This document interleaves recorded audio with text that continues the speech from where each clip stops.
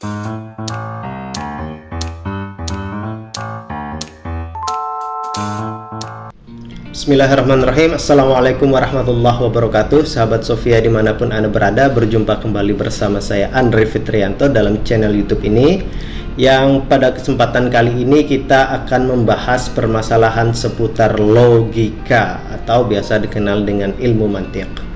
Karena memang di semester ganjil ini saya dipercaya untuk belajar bersama kawan-kawan mahasiswa dalam mata kuliah logika. Nah, biasanya dalam pembelajaran mata kuliah logika ini, dosen terlebih dahulu akan menyampaikan arti penting belajar logika.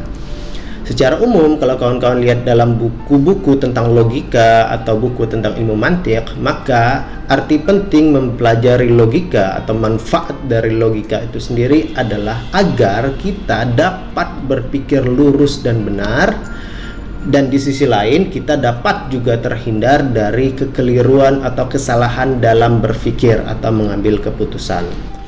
Nah, dari dua arti penting atau dua manfaat belajar logika itu lalu muncul beberapa pertanyaan. Yang pertama, bisakah kita berpikir lurus dan benar tanpa belajar logika?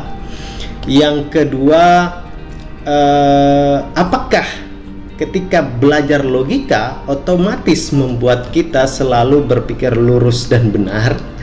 Dan yang ketiga, dipertanyakan sebetulnya selain itu, selain yang dua itu, apa sih arti penting dari logika bagi kita mempelajarinya?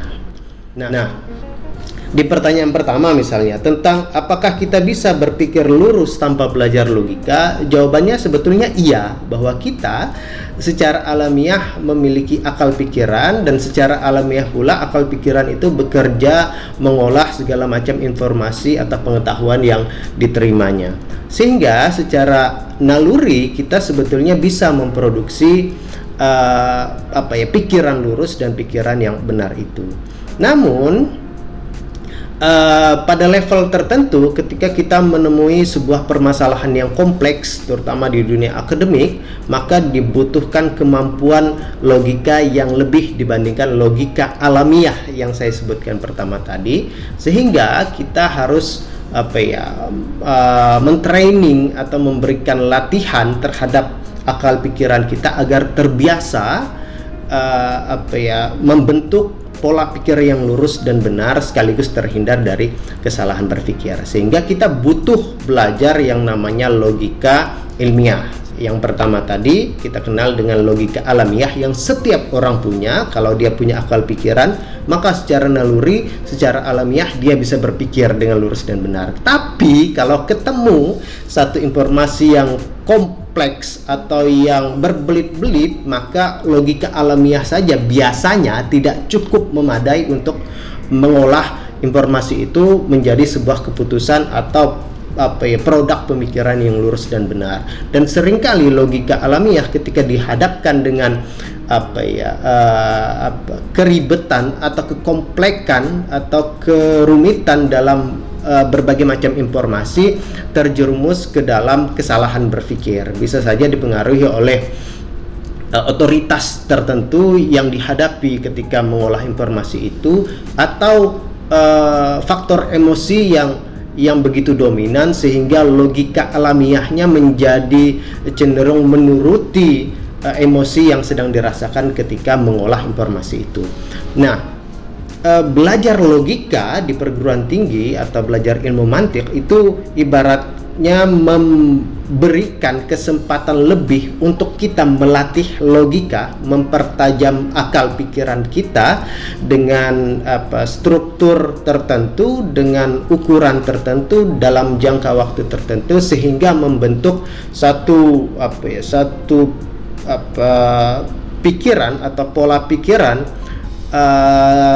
pada diri kita yang terlatih menghadapi berbagai macam informasi yang kompleks dan rumit. Nah, untuk itu biasanya butuh pembelajaran resmi, butuh guru, butuh referensi, butuh narasumber untuk kita melakukan latihan-latihan itu.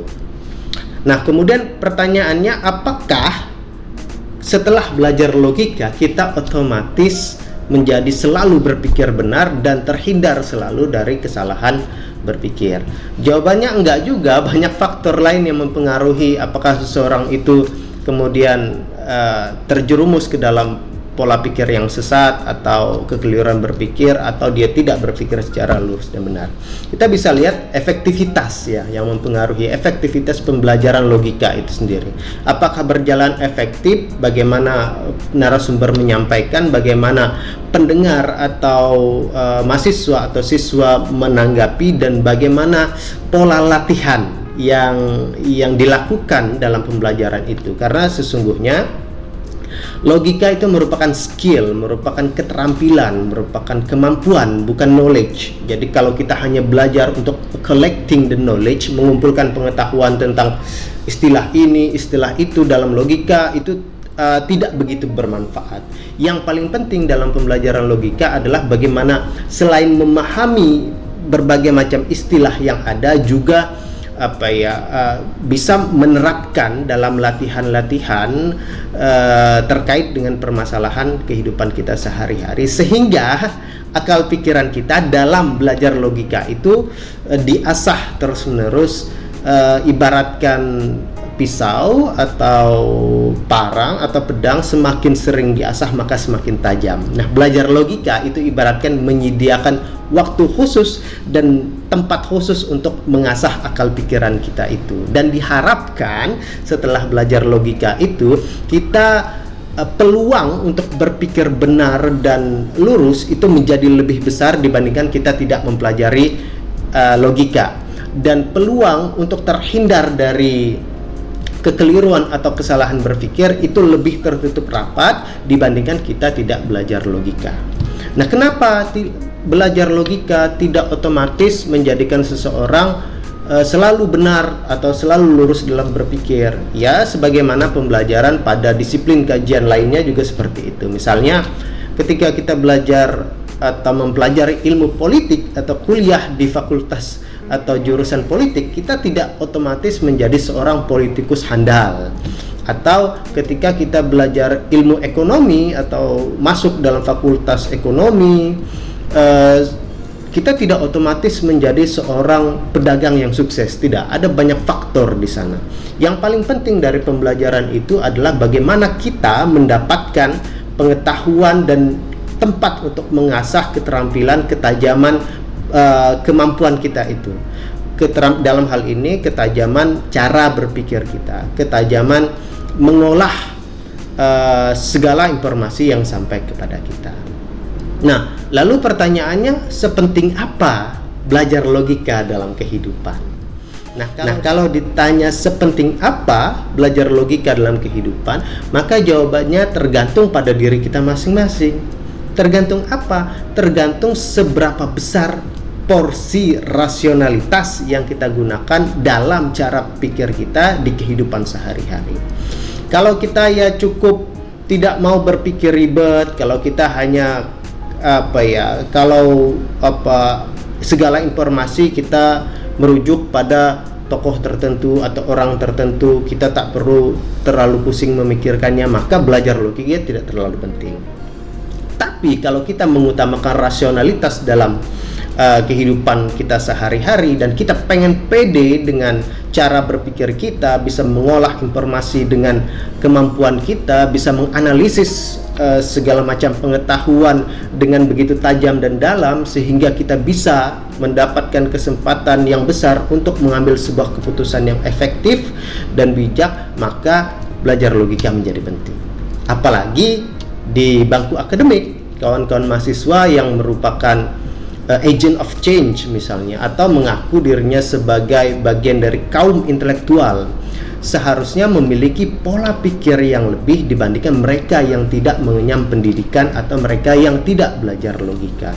Nah, karena salah satu senjata mahasiswa adalah intelektualnya, intelektualitasnya. Kalau intelektualitasnya tumpul, maka dengan apa mahasiswa bergerak dan melawan segala kezaliman yang terjadi di depan dirinya?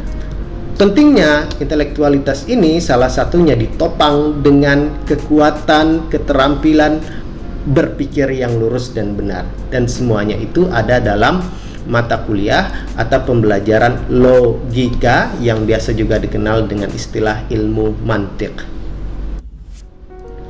Nah, saya berikan contoh misalnya mereka yang tidak belajar logika dengan mereka yang belajar logika atau kita yang belajar logika sama-sama bisa menikmati satu jokes yang biasa saya dengar dari Cak Lontong. Nah, jokes ini berbunyi, Cak Lontong bilang begini, bahwa semua pacar orang adalah pacar kita karena kita juga orang. Nah, jokes seperti ini mengobok-obok pikiran kita, memutarbalikkan alur berpikir kita, sehingga ya kita tahu ini sebuah jokes, tapi ketika kita tidak mengetahui secara detail maka bisa saja kita membenarkan logika yang dibangun. Nah, baik yang tidak belajar logika atau menggunakan logika alamiah dengan kita yang belajar logika sama-sama bisa menikmati jokes yang dibawakan oleh Cak Lontong ini. Tapi kita yang belajar logika nantinya atau orang yang sudah menekuni logika akan dapat menjelaskan secara lebih dalam, akan dapat menganalisis tentang jokes ini. Misalnya, sesungguhnya semua pacar orang adalah pacar kita karena kita juga orang. Misalnya, dalam logika dikenal orang pada pernyataan pertama, sebenarnya semua pacar orang yang pertama ini adalah pacar kita karena kita juga orang. Orang yang kedua ini memiliki makna yang berbeda walaupun sama-sama orang. Dalam istilah logika dikenal ada genus, ada spesies. Nah, nanti kita pelajari orang yang pertama dalam jokes Cak Lontong ini disebut dengan spesies. Orang yang kedua dalam jokes Cak Lontong ini disebut dengan genus. Yang keduanya punya kesamaan dan punya perbedaan. Jadi dua-duanya tidak bisa disamakan. Mereka yang tidak belajar logika atau tidak mendalami logika mungkin tahu jokes Cak Lontong ini hanya sekedar jokes dan tahu bahwa joke itu sebetulnya tidak benar atau tidak salah atau mengandung kesalahan berpikir. Mereka yang belajar logika juga tahu, tapi yang belajar logika bisa menjelaskannya secara lebih detail, bisa menjelaskannya secara lebih dalam, bisa menganalisis lebih jauh, dan bahkan bisa mengkomparasikannya dengan kehidupan sehari-hari. Itu salah satu contohnya. Jadi kalau Anda pengen mengolah informasi secara lebih dalam, secara lebih mendetail dengan cara menganalisisnya dengan berbagai macam terma yang ada, maka belajar logika itu cukup penting bagi Anda. Apalagi dalam dunia akademik, ketika kita ketemu banyak teori ilmiah, kita ketemu banyak terma-terma baru yang masuk, kita berhadapan dengan pola pikir yang berbagai macam ragamnya dari berbagai macam disiplin keilmuan, sehingga kita membutuhkan kerangka berpikir yang kokoh, kita membutuhkan keteguhan berpikir, kita membutuhkan pengetahuan dan keterampilan tentang asas-asas berpikir yang lurus dan benar untuk menjaga diri kita agar bisa mendalami keilmuan dalam satu disiplin kajian dengan mendalam dan secara kritis. Nah, contoh lain, misalnya pernah ada kasus, ada aparat berwenang mencoba menindak secara hukum seorang supir taksi yang sedang berhenti di bawah rambu lalu lintas dilarang parkir. Oke, ada seorang petugas atau seorang aparat yang coba menindak secara hukum seorang supir taksi yang sedang berhenti di bawah rambu-rambu lalu lintas dilarang parkir. Nah, sang petugas beranggapan bahwa sang supir sudah melanggar rambu-rambu lalu lintas karena ada rambu dilarang parkir dan sang supir berhenti di bawahnya. Tapi sang supir berdalih, tidak, saya tidak melanggar rambu itu karena rambu itu dilarang parkir sedangkan saya hanya berhenti. Sehingga terjadi perdebatan antara kedua orang ini. Walaupun belakangan kita tahu ada salah satu pihak yang benar dan ada salah satu pihak yang salah, tapi kalau kita belajar logika, maka kita bisa menjelaskan lebih dalam tentang hal ini. Bahwa parkir dan stop itu punya persamaan dan punya perbedaan. Ketika kita parkir, maka kita harus stop. Tapi ketika kita stop, belum tentu kita parkir. Nah, hubungan antara kedua ini dalam logika bisa dijelaskan dalam pola hubungan asosiasi atau bahasa ilmu mantiknya am wal khas mutlaqan. Nah, mereka yang tidak belajar logika mungkin terjadi rentan terjadi kesalahpahaman penafsiran antara contohnya tadi rambu-rambu dilarang parkir dan berhenti di kendaraan di bawah rambu-rambu itu, sehingga memunculkan konflik yang sebetulnya tidak perlu. Ingat, ketika kita stop belum tentu kita parkir, tapi ketika kita parkir sudah pasti harus stop. Contohnya, ketika kita berhenti atau stop di lampu merah, apakah berarti kita parkir di lampu merah? Tentu tidak, karena kita tidak parkir, kita hanya stop atau berhenti sejenak di lampu merah, kemudian melanjutkan perjalanan. Tapi kalau kita parkir, mau tidak mau kita harus stop dulu.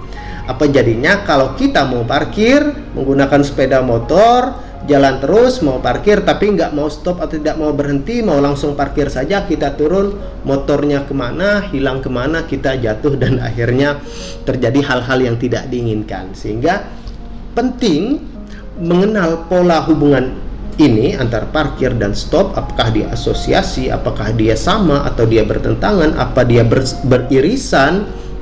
Semuanya keterampilan mengolah hubungan antara kedua terma itu ada dalam mata kuliah atau pembelajaran logika.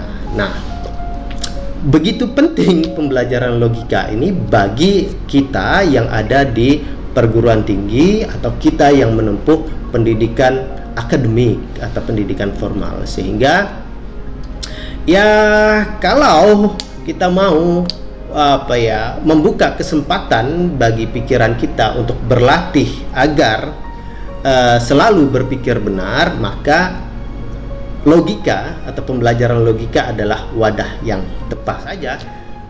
Nah, belajar logika menyediakan ruang untuk kita latihan cara berpikir, pola berpikir dengan sistematis, dengan terukur, dengan metode tertentu, dengan pengajar atau tutor atau narasumber yang kredibel, sehingga peluang kita untuk bisa berpikir lurus dalam kehidupan sehari-hari itu menjadi terbuka lebar, dan kita juga akan terhindar dari kesalahan berpikir.